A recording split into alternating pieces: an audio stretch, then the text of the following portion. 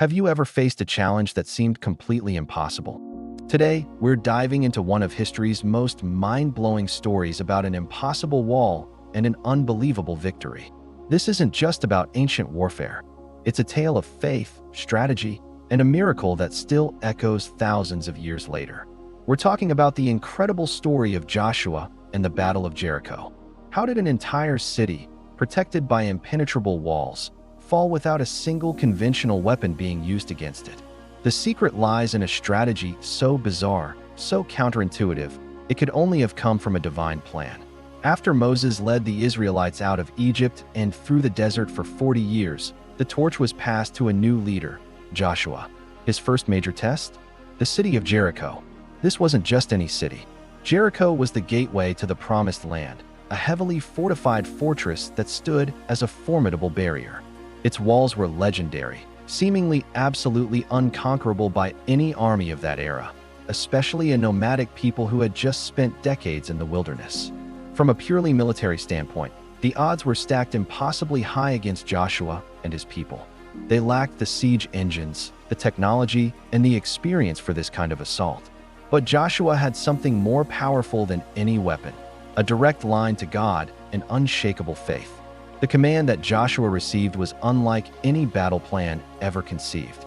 God told Joshua that the entire army, along with 7 priests carrying ram's horn trumpets, was to march around the city of Jericho once a day. The priests, carrying the sacred Ark of the Covenant, which represented God's very presence, would lead the procession.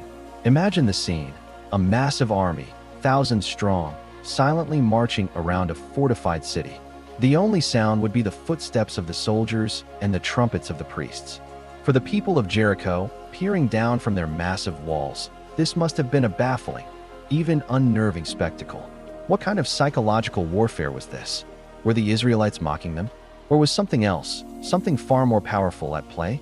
For 6 straight days, the Israelites followed these instructions to the letter. Every day, they would rise, form their procession with the Ark of the Covenant at the forefront, and circle the city once in complete silence, save for the sound of the 7 trumpets. Think about the discipline and obedience this required. There must have been soldiers who questioned this strategy. We're just walking? Where are the swords? Where is the real plan? It's a powerful lesson in trust. Joshua wasn't just leading an army. He was leading a people in an act of collective faith. They were walking out their belief that God's plan, no matter how strange it seemed, was the path to victory.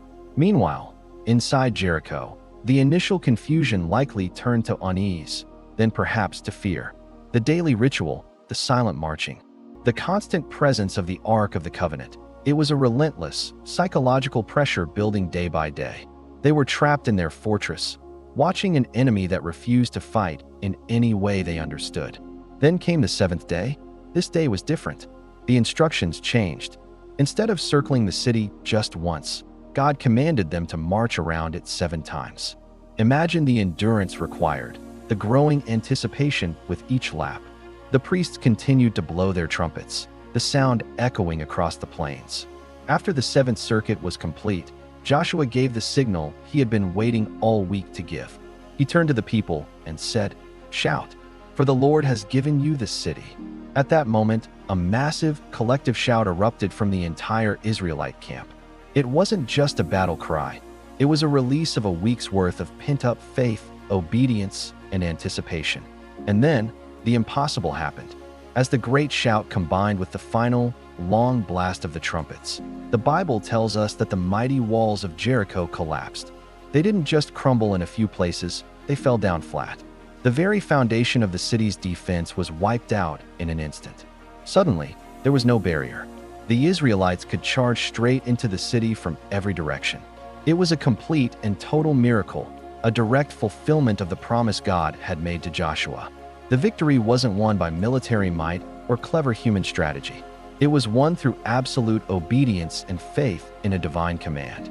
The destruction of Jericho was swift and decisive, marking the Israelites' first major foothold in the Promised Land and sending a powerful message to all the other kingdoms in Canaan. The God of Israel was with his people. So what can we learn from this incredible story today? The fall of Jericho is more than just an ancient tale. It's a profound symbol. It teaches us that the walls in our own lives, the obstacles that seem too high, the challenges that feel unbeatable, can be conquered not by our own strength, but by faith and obedience. The strategy was illogical to the human mind, but perfect in the eyes of God. It shows that sometimes the path to our biggest victories involves steps that don't make sense at first. It requires us to trust, to be patient, and to follow the plan even when we can't see the outcome. It's about recognizing that our greatest weapon is a faith that can move mountains, or in this case, bring down walls. The story of Joshua at Jericho reminds us that with God, nothing is truly impossible. Thank you so much for joining me on this journey back in time to witness one of the most awe-inspiring events in history. If this story resonated with you, hit that like button and subscribe to the channel for more incredible stories that showcase the power of faith and the mysteries of the past.